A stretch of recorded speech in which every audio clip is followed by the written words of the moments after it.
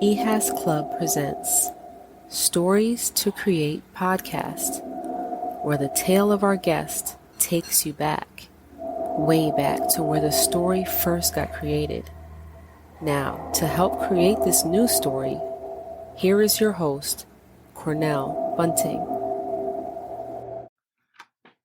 Welcome to another episode of Stories to Create podcast right here at EHAS Club. I'm excited because, listen, we're in a new season. Season 2 kickoff right here, right now. And, of course, we are doing it with my good friend, Mr. Al Kinkle, who is the chairman of the Barbarous Friends Advisory Board. And this is Lee County Foundation. My man is doing a whole lot of stuff. I got down to his place at Kimmie's Kids. Was that what it's called? Kimmie's Kid? Well, it's Kimmie's Recovery. Kids. But Kimmie's Recovery Zone, but it is Kimmie's Kids because we have a program for teens. It's amazing, okay, man. And of course, you know, he's the man over there doing a whole lot of stuff. We're going to jump right into it. Welcome, sir. How are you? Welcome. Thank you for having me today. I appreciate it. I'm excited for you going into your second year. Oh yeah, man. This is good. We had a lot of fun in season 1. Season 2, we're trying to step it up. You know, a whole lot of stuff been unfolding. So the show, we go back with our guests on the show. We go back to the early years. So, you know, we want our listeners to know a little bit about Al. So we want you to take us back. Okay. Take us back as far as you can think of. I don't know whether that's 5, 7. What does that look like? Well, at my age, it looks pretty long ago. So we won't go back that far. We'll start here a little bit sooner than that. But, okay. Yeah, we can start with, doing work within the community here in Fort Myers, which is probably one of the best communities I've ever been able to live in and work with so many great people. We have a great system here, a lot of good people collaborating with each other like we're collaborating today. Right. And a lot of cooperation. And I think this community is based on kindness. Mm-hmm. And I found in the last 25 years that I've been doing community work here in Fort Myers that we have just a great, wonderful community. When I first came over here, we started to work with the Children's Hospital, Lee Memorial Hospital, and Lee Health Hospital. And then we got together and we built the Galasanos Children's Hospital. And with Galasanos Children's Hospital, I was on the committee for several years. And Frank Housecool was the founder for Barbarous Friends, Kids with Cancer. Right. And so I've been with Frank for many, many years and with the hospital, like I said, for 25 years. So in 2009, I became chairman. Okay. So before you dive more into all that, so was you born here in Fort Myers or? No, I was born in New Jersey. Camden, New Jersey. Camden, okay. New Jersey, yes. All right. What was that like up there in New Jersey? I think it was wonderful. I had a great childhood, great parents, nice neighborhood. Everybody was kind of different than it is today. Everybody knew each other. We had some famous places. Camel Soups was there. RCA Victor at that time. Yeah. So yeah. I when I reflect on my childhood, I really feel blessed that I was born at that time. Yeah. And had a great family, great support. Whose idea was it to move to Florida? Well, we were when we were in New Jersey. My wife and I we owned a couple nightclubs. Okay. And so back in about '77. We sold them, and then we decided to say, let's move to Florida now while we're young. Wow. So we moved to Florida, and then I worked in some of the hotels and worked in Boca Raton. I worked in Ocala. Okay. And mostly country clubs. Okay. So, yeah. What inspired you to wanting to own nightclubs back then? Well, I think when I was very young, I always had an interest in that. And then when I was about 17 years old, I started working in food and beverage. Okay. And then I started working in one of the biggest nightclubs at that time in the country. Yeah. In Cherry Hill, New Jersey. Wow. And so I learned a lot from those owners. Yeah. And found enough money to open up a nightclub. And in 1976, we had Bruce Springsteen there twice. What? Yeah. Bruce. Claim to fame. You wrote Bruce in? Yeah, I did. Oh, yeah. my God. How was that? Do you even get Bruce to get in to perform? Bruce, like he is today, just a wonderful person, a good man. Mm-hmm. You couldn't get him off the stage. Okay. I mean, he'd play and play. He'd play for days. He loved performing. He loved to perform. So I booked him in there in 76, and I booked him in August, and then again in January for Christmas, December. Wow. So, yeah. And then as the years went on, I was sorry I didn't keep booking him. Because, was his dressing the way a lot of people would try to say he loves to wear the jeans and the white shirt? At that time, yeah, absolutely. And just a down-to-earth person. And just a really good guy. And then Clarence and I became a little closer. Bruce, I lost contact with. Okay. But Clarence and I remained friends throughout the years. Okay. And Clarence was just another special human being. That whole band is wonderful. Yeah. What they brought to this country is great. That's true. They did a lot of great music. I really like that. And so your wife was involved in the club with you as well? Yes, she was. And, we booked a lot of the acts in those days. We had Danny and the Juniors. We're going back a lot of years. I don't know if you even remember that, as old as I am. Right. Sly and the Family Stone in 1968. So, Deb was involved in it. And, we just decided, it's time to move on. Mm-hmm. And when we came to Florida, like I said, we mostly hotels, the Diplomat Hotel in Hollandale. Mm-hmm. I worked there, and the Pier 66, I worked there. Then I opened up a bar and a restaurant in Delray Beach. Wow. Yeah. Then after that was the end of that. No more. No more. You didn't want to hold no more type of business like that. No. And then I went into country clubs and started working country clubs. I loved working. Spent 30 years working in country clubs. Wow. And just retired from Lexington Country Club here locally. You don't even look that old. You have dropped so many years. You could be 100 years. I love this guy. Yeah. This is amazing. I feel good. I feel good. Yeah, but I think that you just have to remain positive. And just keep active and busy. I like that. We run across a lot of brick walls in our life, but we just have to go through them and stay positive. Yeah. Don't have too much time for negativity. I like that. You guys hear that? I know they hear you say that just now. With you now moving from Boca over here, what was that transition? It was good, yeah, because there are different areas. Boca's a little more active, I would say, a little more activities. It was well developed when I was there. Right. And when I came here, this was I actually came here about 40 years ago originally, just a vacation. Uh-huh. But then when I came here from Boca, being more developed, this was just kind of starting to grow. Right. And I cannot believe what happened in this area in the last 25 years or so that I've been here. Yeah. It's amazing what happened. It's very, very developed. Yeah, very developed, very great. You're right next to Naples, one of the hottest markets for real estate there is Naples and Fort Myers now. Right. It's very hot. Unfortunately, what happened with the hurt Yeah, that was a big hit. A lot of us. Yeah. Now, what does it look like with your siblings? You have siblings? Yes, I do. I have 4 children, and my son Al is in Tampa, and he's a great young man.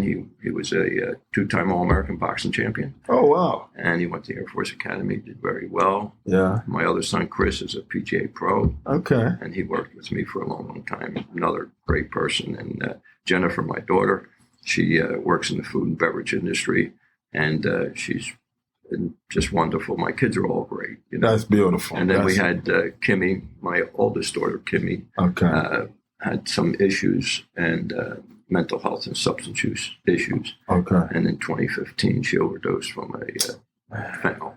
Fentanyl. Yeah. Heroin and fentanyl. And right now, today, that's basically what we do as an RCO. We're trying to keep people aware of what's going on with fentanyl. It's really bad today. So she was in 2015. The fentanyl crisis started around 2008. I didn't even know we had a fentanyl crisis until a couple months ago. Yeah. And I think that's the issue. A lot of people if they do know it, they breeze by it, especially if it doesn't affect you. Right. So with me, my ears go up, my eyes open wide, and I go after it because I know the damage that it can do to our families and our children, especially. So we're out there every day working to make people aware of it, right? And give them our phone numbers on all my cards, and Heidi, our chief executive officer's card, and we're out there sitting outside. Yeah. We all work together, and we're ready all the time. That's beautiful. We're gonna tap into that some more because I just read yesterday they finally gave the reason what killed Coolio. I don't know if you know who that rapper is, but it was fentanyl. Yeah. It was fentanyl.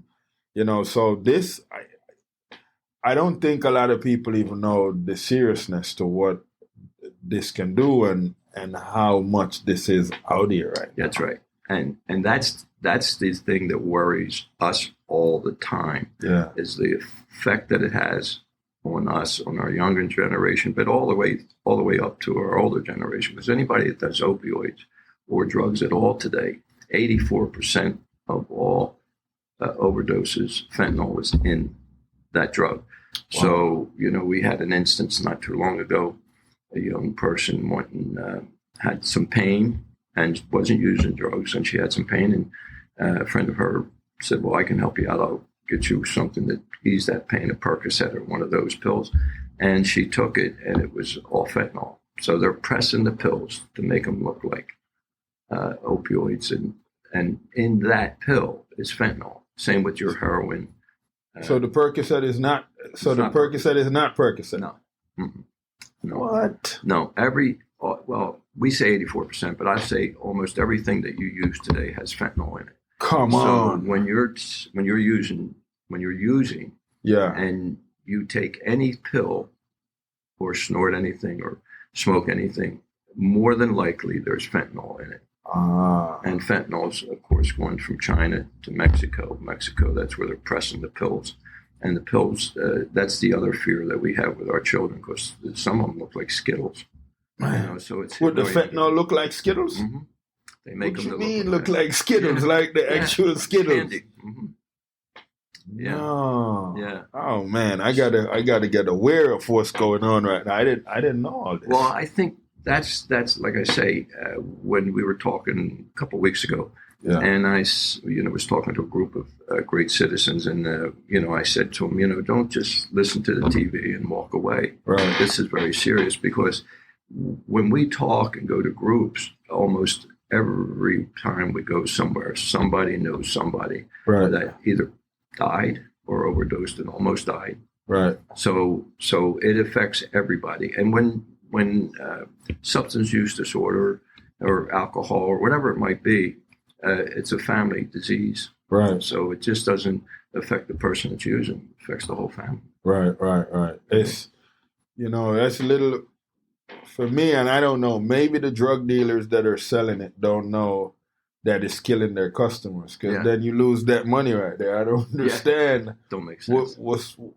So maybe they don't know that fentanyl is in the drugs that they're selling or whatever. Listen, drug dealers, if you listening right now, bro, check them drugs out, man. You're killing these people. So that's I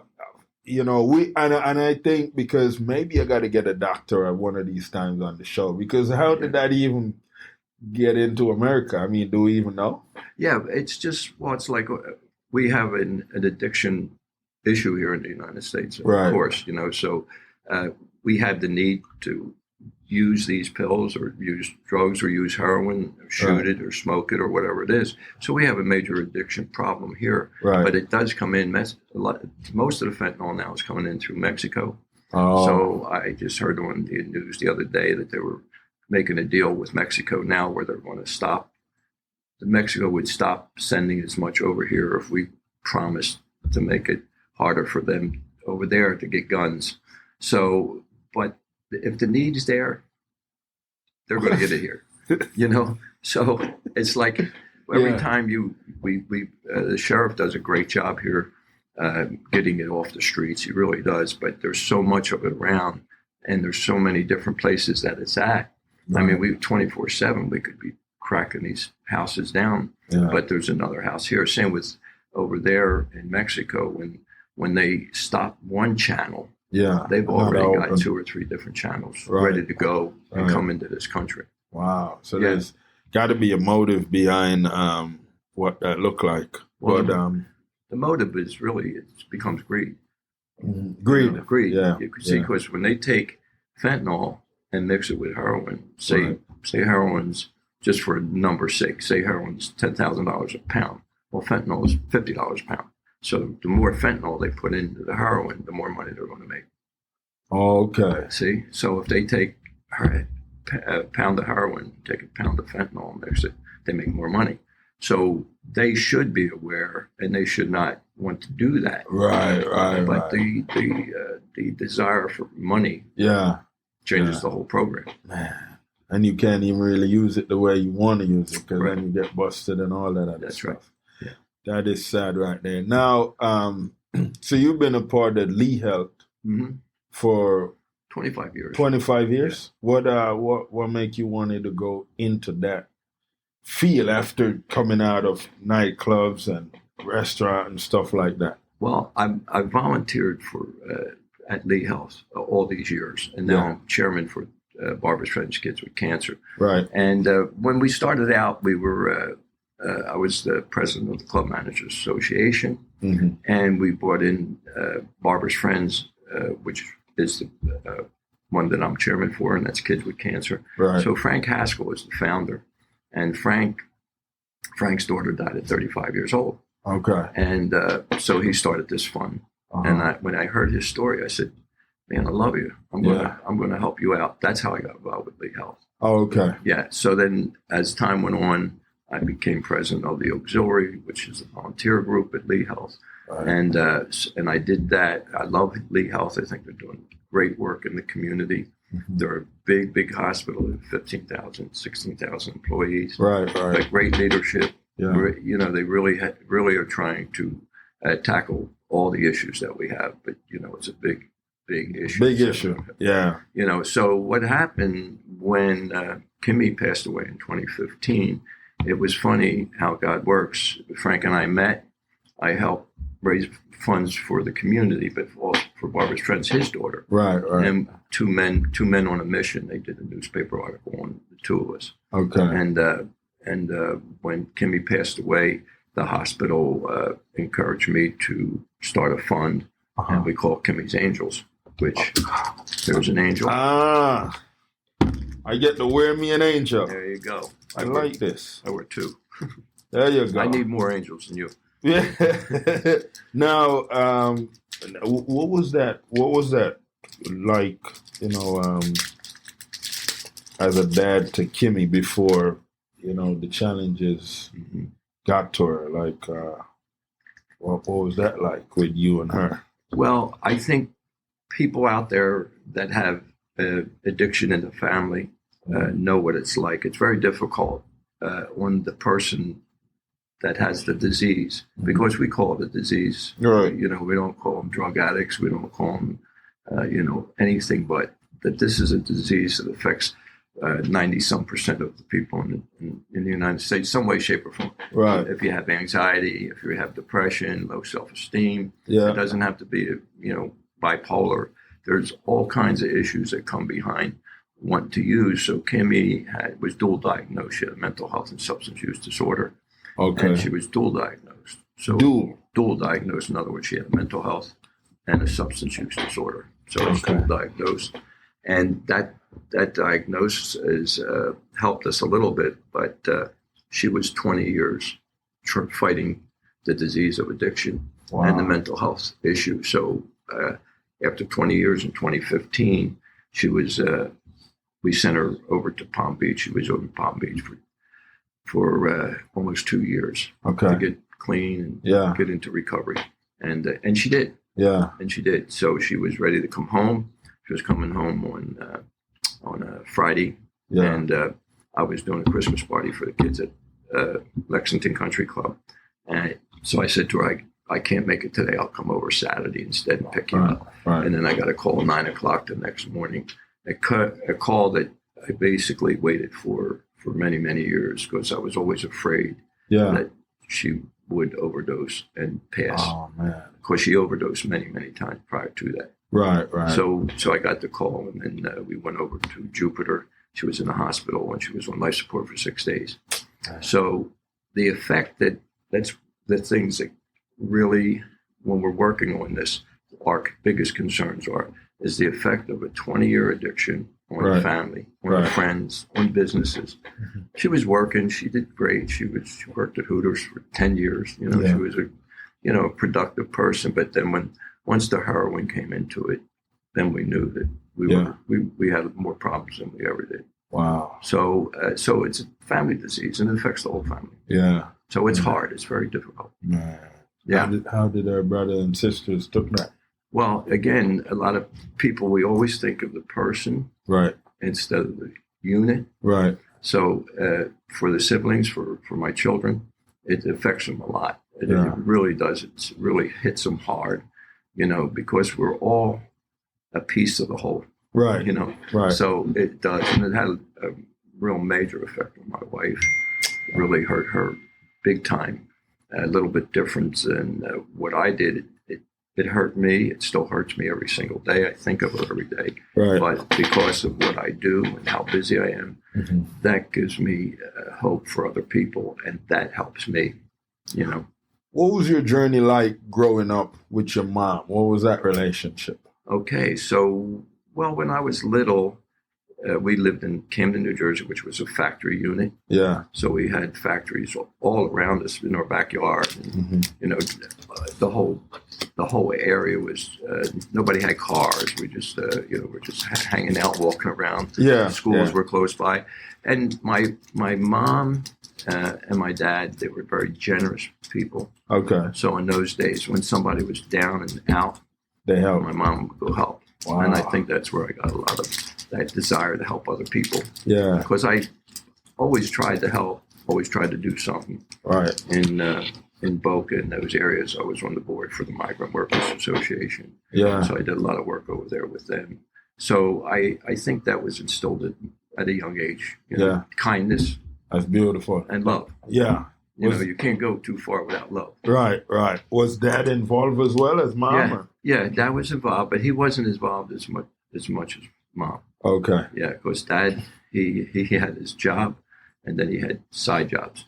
He would fix houses and did side jobs, so he was busy most of the time. He was a carpenter. Yeah, he was everything. He could do anything, electricity, plumbing, did it all, so he could make a few dollars. Yeah. Wow, man. None of that inspired you. Yeah. No, I tried to do it. I tried all of them. I tried plumbing, electric, but I really fell in love with food and beverage. I see. Because of, cash money every day. Yeah. And being in my neighborhood, nobody had cash money. Right. But I did. But that was good though, because you never had any interest in becoming a drug dealer or anything like that. I think that was around the time when a lot of guys were starting to break out into that world a little bit, didn't it? Yeah, absolutely. New Jersey didn't have too much of those action with. I know they said Trenton is the gangster area of Jersey. Yeah, Trenton's bad. I spent time in Trenton. My sister was a nun, matter of fact. She stationed in Trenton. A nun? Yeah, she was a nun. What? It was your older sister or younger sister? Older sister. How many sisters you have? I just one. Okay, so just you and your sister. Well, no, I'm sorry. I said just one in my family, my immediate family, but our adopted family. Oh, okay. We had two more. Okay. There, so we actually had 8 in our unit. 8? 8. 4 natural born and then 4 adopted. Okay. Oh, okay. Yeah. That's beautiful. Yeah. But you have one sister that became a nun. One sister became a nun. That got to be interesting. Yeah. Well, my mom was so religious. You almost had to do something like that. She wanted me to be a priest, but I didn't. I didn't kind of make that. You didn't? Too much devil in me. Too much nightclubs. Oh, man. So she used to have you go to church and stuff when you were younger. Oh, yeah. We had to. Well, I went to Catholic school. So, okay. Yeah. So I went to church, did all those things. Yeah. Yeah. So I wound up in probably junior year, I left school, and that's when I went into food and beverage. Okay. And I started working in hotels and things like that. Yeah. And again, we were limited money-wise. And then when I started working in that business. I just found you didn't need a whole lot of education at that time, and the money was fast and quick. So you had money all the time, and I could buy things, which I could never do. Right. If you were working anywhere else and getting a check at the end of the week in those days, maybe $30-$40 check. Yeah. Here you can, at 16, 17 years old, I could make $400 or $500 a week. Yeah. In the 1960s, late 50s, early 60s. So I could make $300-$400. That's awesome. A week, Yeah. Wow. Now because of what you've, done with the community and stuff, what's one case you would say that have pushed you to want to continue doing what you're doing? Well, I think that the need's out there now really bad. And I don't think there's any one case that really pushes me. It's all the cases. In other words, if I could take a little magic wand and just pass it over the world, it would cure all our diseases, and one of them being addiction. Yeah. But this year, we work, all of us in KRZ, in Kimmie's Recovery Zone, and all of our volunteers and our board work very, very hard. And, I work as much as I can. And, I think it was in September we started to go into homeless camps. So now we've been in homeless camps. We're doing the documentary in the homeless camps with John Vafar, who's a pretty famous local video director. So John did my video, which you might have seen it online. And it's really a great video. It helped us a whole lot. And we did a concert this year, and that was for the homeless, and Harry Chapin, the homeless, and us. So those three go together, those three ingredients, because if you have those problems, more likely you might have other problems. And that's part of the drug thing. And the homeless camps are really something it's a big issue. Everybody's working on it in town, but it's really a big issue. We were able to bring out about 4 people out of camps in the last 4 or 5 months. Now, when you said a homeless camp, is that here in Fort Myers? Is that here in Fort Myers? All over Fort Myers. You'll be surprised where you drive by. Then you see a lot of coverage, ground coverage. Maybe, just maybe, there's a homeless camp back in there somewhere. And so we started going in there, October or something like that. Yeah. And then, there was a couple people in there that were really needing some help, and we were able to help them as much as we can. But it's very difficult once they become used to being in those camps to get them out. We work hard on that. This community works real hard with the homeless and trying to get them out, trying to get them somewhere to stay. Right. But again, it's a huge problem. Yeah. I mean, we have all of this is huge when you start thinking about it. It's scary. Right. Because there's so much need and not enough services. Right. That's the biggest problem we have. We don't have insurance. Is number one. You have to have insurance. You don't have insurance, you're really, you're in deep trouble. Right. So the services, like the services that we provide, is a support system, basically. So we help people get into different places. If they don't have insurance, we have a way to send them someplace that we work with Florida Blue and get them insurance, and then in about a month they'll have insurance, and then they can go and get some services. But if we don't have insurance, again, that's the biggest problem. I believe, my opinion, that's the biggest problem. Let's start with insurance, and then they can go get services. Right. So if they can't afford to go for treatment, a lot of times it's a death sentence because they don't get an opportunity at life if they can't get services. So what happens, they just give up. Well, I tried this, I tried that. That's why when we work with all the agencies that we have around here, all of them, they all work very hard to help.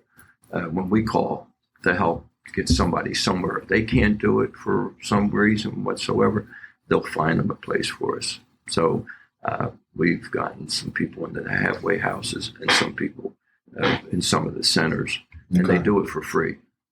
They do it for free because they don't have insurance. Right. So all the agencies we work with, I can't say enough good about them. Right. But if the bottom line is, if you don't have insurance, it really holds you back a whole lot. Wow. So in Kimmie's recovery, you have homeless people from the homeless camp, halfway house, and then people in regular society that's struggling with whatever it could be. It could be mental health, it could be addiction. We're a peer-run outfit, so I'm a peer.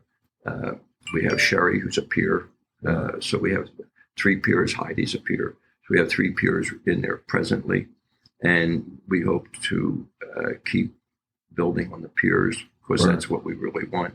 And so a peer specialist, you go and get certified as a peer. Right. And then what happens if, I have, sometimes I have moms and dads call me that have lost a child, or I have a child that calls me that might have lost a mom or a dad or both. And so we try to help them out and try to get them to understand what happened and that we're here for them and we can help them get through it. Okay. So we work with them a lot. So it's mostly people that you can relate to. Yeah. Peer is someone with life experience. Right. Like I have life experience of my own life experience. You know, in the 60s, 70s, when you own a nightclub, I can't tell you all of those stories, but go hard. We went hard in those days. Yeah. But it just, so I have a lot of life experience. Then I also have the experience of my daughter and then the loss of a daughter. Yeah. So I understand, a little bit more about how difficult life becomes during the addiction process. And then if, God forbid, something happens to a child, I know what that feels like. Right. Man, your team that you have around you, you've known a lot of them for a long time. Long time. We just had a group of us the other day, and the only reason I'm here is because of the people I have around me. That's beautiful. Yeah, they're the ones that make the clock tick. Yeah. Now you're done with golf club. Yeah. You're solely focused on Kimmie's recovery now, and you're in the community. So you speak at different centers and stuff like that. Yeah, today after this session, I have a reporter speaking to me. So I don't even know who it is, Heidi and Laura know. Yeah. So I'm not sure who it is. Forgive me for not knowing that, but I didn't get that far today. Yeah. But they have me out there talking a lot. I talk to the Rotary clubs. I'm on the board of directors for the Kiwanis. Okay. So I do a lot of work with the Kiwanis, which is another great outfit. Mm-hmm. I mean, they are just unbelievable what they're doing. We had 5 women that just got home and needed some clothes, and I go to them and they fixed all the clothes up for them, give them a new start. So, and that's some of the things we're doing. So as far as I'm concerned, my life revolves around this. So I take my last breath. I'm trying to do this and trying to help people make a change forever for people in this community. So with a man that have been in food and beverage for a little bit, you have some skills in the cooking, or? Oh, sure. Yeah? Yeah. Well, now I like Travala, the new oven. Okay. Yeah, because I cook every night for my wife. So. Oh, wow. I use the Travala oven. Okay. So, which is really easy. Yeah. But for 4 months prior to that, I was cooking every night. Man. But my first, when I was younger, my first deal was that I actually was taking over restaurants, clubs, and leasing the kitchens from them. And I wanted to be a chef. Wow. And then I turned, because every time I wanted to be a chef, they wanted to put me out front as a manager. So then I started going out front and saying, it's a lot easier than being a chef. Right. Chef work is tough. It's hard. Not that the manager's not hard. What's your favorite meal that you prepare on a regular? Well, I'm a vegan. So I eat mostly fruits and vegetables and things like that. Okay. But I like cook. My wife she's a meat and potatoes girl. Okay. And so she likes, I enjoy watching people eat. So whatever you like, I enjoy watching you eat it. I don't have a design like, oh, you can't eat meat. You can't. No, eat what you like. Yeah. You just don't need a whole lot of it. So, might have some problems. So that got to be unique, because normally when you're cooking, you want to be tasting what you cook and make sure it's good. But some of it, you don't even try. You just know that it's going to be good. I know it's going to be good. And if they get up and leave anything on the dish, I know it was bad. You got to make some adjustments. You got it next time.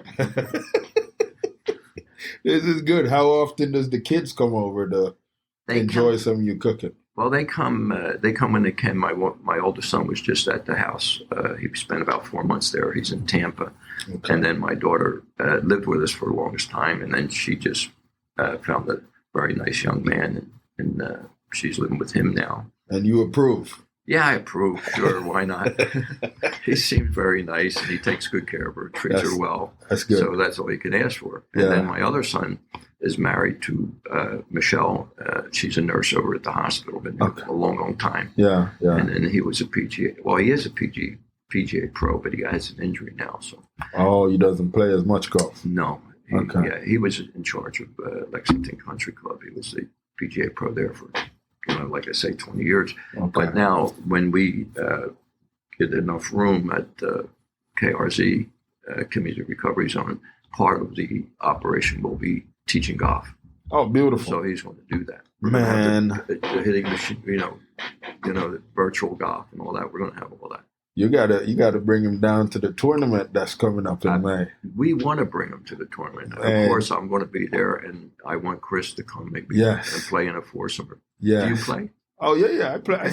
I played golf from when I was 8. I just since I started having kids and gotten busy with my books and moving around, I haven't played much. But I still can go out there and get me a birdie and Let's get you with Chris before your tournament, sharpen you up a little bit. How's that? We'll do that for you. Well, I don't know if my team will be okay with me playing in the tournament because we have so much to do, No, that's right. But I got to tell you, we did a walkthrough yesterday, and man, Tiburon that's a whole nother level of a club right there, man. Tiburon is the club. I mean, that is a club that's really great.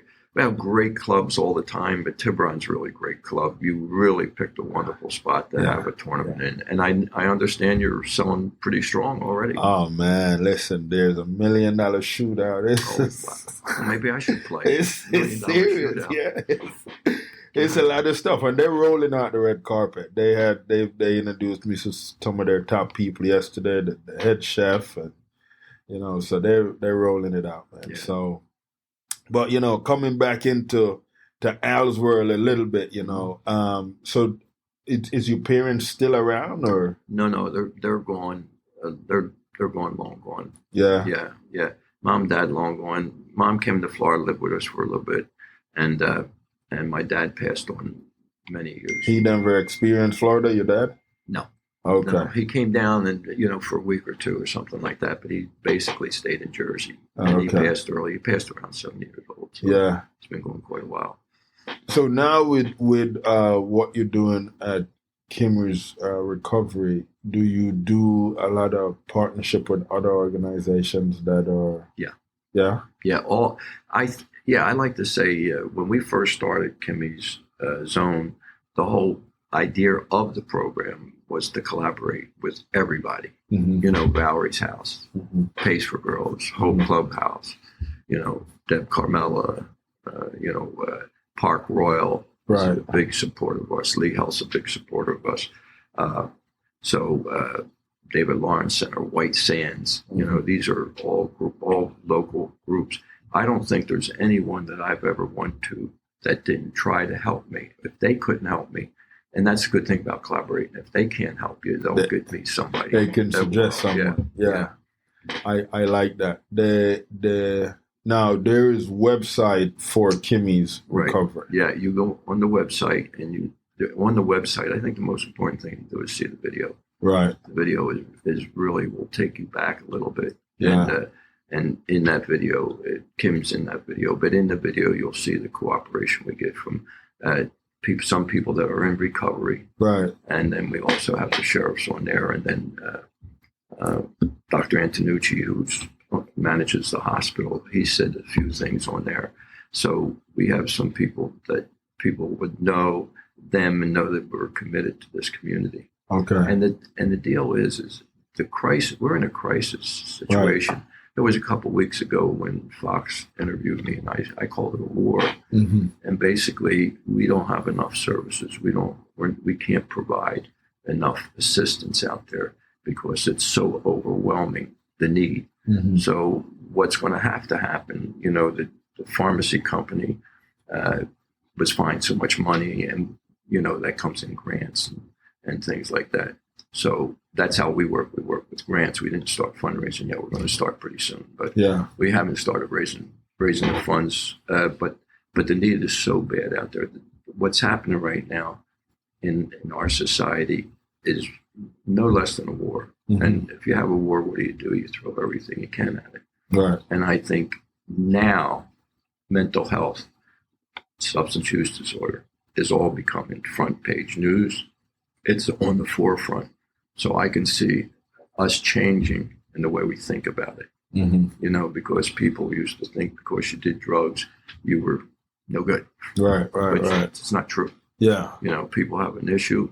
It's a disease, and we need to take care of them, and we need to give them a breath of hope. We give out Narcan. We've given out... What's Narcan? Narcan reverses the overdose. Okay. So we gave out about 8,000 Narcan units over the past couple of years. And in Florida, we just got the number yesterday. Not in Florida, totally. But in Florida, we had about 29,000 reversals. We had 121,000 people died from overdose in the past year and a half. Uh-huh. And the reversal was 29,000 this year, 29,000 reversals. So if somebody overdose and you have the Narcan, I brought you some. I have it in the car. I didn't bring it. Okay. So, but you just put it in your nose. Okay. And it's a breath. So it's an inhaler. Yeah. Okay. Yeah. And that's supposed to give them a desire to not want to go back to the drugs. Unfortunately, that's not what it does. It brings them back, gives them another chance to live. Right. But to use, no. Okay. So it helps them to not have the desire to want to take the drugs. No, what it does is, in other words, if you overdose, you got about 4 to 5 minutes. Right. Before, if you don't, brain doesn't get oxygen after 4 minutes, 7 minutes at the longest, then you're going to lose out big time. You're just not going to wake up. Okay. So what it does, it wakes you back up. And then you call 911 right away. Okay. 911 comes, yeah, gets you straightened out, gets you to the hospital, and takes care of you, gives you another day to live, another shot. Oh, I see. Living, okay. And in my daughter's case, Kimmie overdosed, I don't know how many times in our house, wow. And I had to bring her back, maybe 3 or 4 times. I had to call the nurse next door because I couldn't bring her back. The nurse came over and brought her back. We took her to Lee Health. Lee Health brought her back.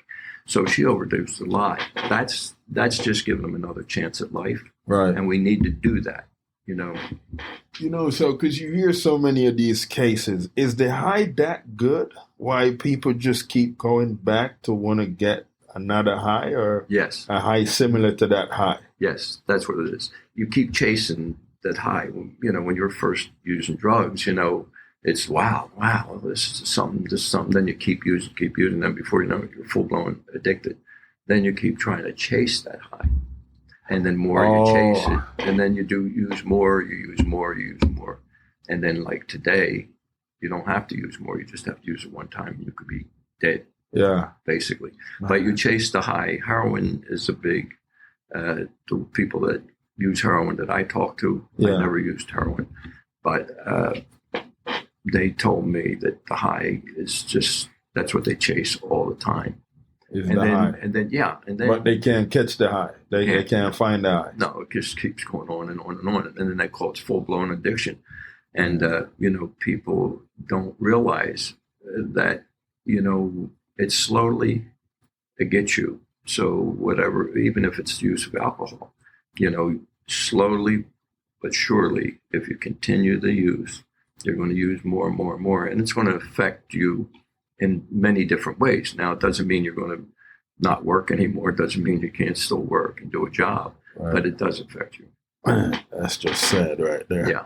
We're better off if we never had it. Yeah. Wow. There's a whole lot of poison that a whole lot of people is consuming. Man, this was very informational. I feel like I learned a whole lot of stuff that I'm too naive, people. I need to work on myself over here. This is not good. Well, what's good about it is that you're sitting here and you're saying, hey, I got to learn more about it. Yeah. And I think that's the issue that we have. A lot of people, if it doesn't affect you, right, you don't care to, but you don't do anything about it. Yeah. Oh, my kids are good. I don't have to worry. Right. Well, you really don't know that. And then today with our kids, the worriment today is that, we all say, oh, well, I raised my kids. Well, yeah, but really, how many hours a day do you get to spend with them? Mm-hmm. 2, maybe if you're lucky. Right. Maybe 3. Yeah. And then most of the time they're on their phones or on the internet or something like that. And then they have their peers. Yeah. And that's where they get in trouble a lot of times, is with the people they associate with. Right. So, beware today. It's a very dangerous time for families. Yeah. And I don't want anybody to panic, but beware, talk to your children, make sure that they know the fentanyl's out there. Yeah. Because right now, like I said, the very innocent ones that never even did drugs before are doing them, and they're not waking up. Yeah. And that's what fentanyl doing. And you guys hear what Al just said, don't panic. But I'm going to say panic. No, I'm just playing. Well, guess don't what? Panic. I like that better. I was being nice. Yeah. I like panic better. This is serious, people. This is very serious. Man. And, you said something good there where you do have families or parents that don't spend a lot of time with the kids because they got phones now. They're cool. They got games. That the dad and mom is not as cool no more. That's so, right. So this is really a high opening that I think we got to take more serious if we want to keep some of our loved ones around. Yeah. Well, yeah, because the overdose and the drug usage has really changed our life expectancy from 78 to 77 because of the overdoses. That's terrible. Yeah. I was hoping to make it to 100. Well, I got news for you. You will. Just don't use any drugs. Yeah, yeah. But you're a healthy guy. You're going to be around. Well, I should think so. But, I did die already. You did? I did. It's called cardiac arrhythmia. Oh, yeah. Yeah. How old were you? I was 32. Now, what did you have to do with it? I'm in my second. It was mostly just too busy and not sleeping a lot. And, my heart said, you know what, bruv, you don't want to rest me. I'm going to take a rest myself. So, but, we're now aware of, all that stuff and make sure we put in 8 hours every day of sleep. Yeah. So, but this is good, with everything that you're doing now, and I see that you guys somewhat have figured out some solution to what a lot of this is, and I think with people, because even when we touched on the homeless people, which I think that's a big challenge because these are people that's going from paying no bills to possibly starting to pay back bills again. And I think when some of them think of that, they might get a little discouraged. Yeah. But you guys have ways where you bring them information to help them understand how to handle that. Yeah. Well, I'll give you a good example. Once they're in a camp, they have to go pretty low. A lot of times it could be drugs and mental health both, or it can be more mental health than drugs, because a lot of them that I spoke to have some mental health issues, some health issues. And once they get into those compounds, the one camp that we go to quite a bit, they have about 15 families in there. Wow. And they have a mom and dad. They have their kids are living there. So it's generational now, which I didn't know. I just learned that this year. Well, I didn't know that at all. Mom's living in the tent in the front, and the son and his girlfriend or wife is living in the tent right behind her. And the husband is living down the street in another camp. Yeah. So the homeless today is, again, one of the biggest things that we really have to try to figure out in all the states. Miami, maybe another time we can talk about that. But Miami and Tampa, they're doing a lot of different things with that. And again, your prison population, which we are doing now. Heidi, my chief executive officer, and myself, we're the reentry program, and we're coaching some of the prisoners. So again, there's another issue I'm trying to capture some of this other stuff that's going on because prison, homeless, all all down that alley. Yeah. When they come out of prison, they don't have any money. They don't have any clothes. Right. They have a few dollars in their pocket. Yeah. First thing they want to do is something else, maybe, maybe use again. That could be part of it. Or they can't find a job because they have a phone. Right. So we really don't give them a chance. If they come out of jail, they don't have a chance. And before you know it, they're back in jail. Yeah. Now, in this jail here, they help a lot. Yeah. The reentry program we have here at the annex. Okay. It's unbelievable. Man. Yeah. The sheriff's department works real hard on that. It almost sounds like, well, I was going to say it almost sounds like it's a system structured for some of this chaos to happen in order to, man. Yeah, because again, we have to have new thinking. Mm-hmm. And I think what we're doing here in Fort Myers is we're collaborating with each other more than a lot of communities do. Yeah. And once you collaborate, and then you see, like just now, I'm just mentioning, I could just keep going on and on and on. Yeah. I mean, the problem is bigger than it is huge. It is huge. When I started to go into the camps and finding people in different areas. One girl, I just talked to her today. I'm so proud of her. We got Laura sitting out there, got her clothes. We bought her clothes. We got her out of the camp. She's working. She's been working the whole time, and now she's got her own apartment. Right. The person that painted inside of our building was homeless. Wow. And Mark and Heidi found him at Home Depot. He painted the inside of our building. They got him into a halfway house. He got a job.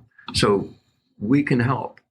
I like that. But everybody's got to jump in. So for the addict that's listening to the show right now, what's the message you would give for them? Give me a call. Call me anytime. I like that. How can they find you? What's the plugin look like? All right. So what they have to do is really just call Kimmie Zone. Kimmie Zone. Kimmie Zone, and that they'll leave a message sometimes. If somebody doesn't answer right away, they can leave a message, and then when they leave a message, I call back.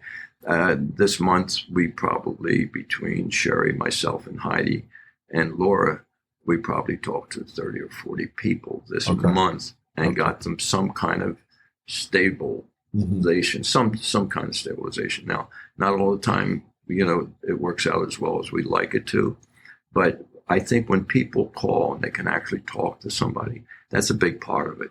So what we try to do is recall as much as we can and see how they're doing, and they might be fine. They might have got it all straightened out. But a lot of times, just that phone call and being able to talk to somebody. Yeah. Of course, if you call some of these places, you can't really get to anybody. Right. And they're busy, but they don't do what we do. Right. Now, the website for Kimmie Zone, is that KimmieZone.com or what is it? Kimmie's Recovery Zone. Kimmie's Recovery Zone.org. Right. Okay. All right. Get on there and take a look at it. Give us a phone call, whatever your problems might be. Even if it isn't in our wheelhouse, we'll find it, whose wheelhouse it is, and we'll get you there. Oh, you get the plug-in. So listen, you guys heard it from the man himself, the plug. I'm going to call him the plug. Mr. Hal, listen, man, I really appreciate the conversation. We have somewhat created some of Al's story, but, we had another matter at hand that we needed to address as well. So we did that, and I really appreciate that. I know a lot of the listeners appreciate that. And, hey, man, thank you for coming to EOS Club. Thank you. And what you did here today, see, that's to be complimented because you're changing the world by doing this today. Yes, you really are. Yes, you're sir. helping a lot. Yes, we feel blessed to be here today and grateful. Thank you. This was necessary. Thank you. There you guys have it. Until the next episode of Stories to Create podcast right here at EOS Club. Well, there you have it.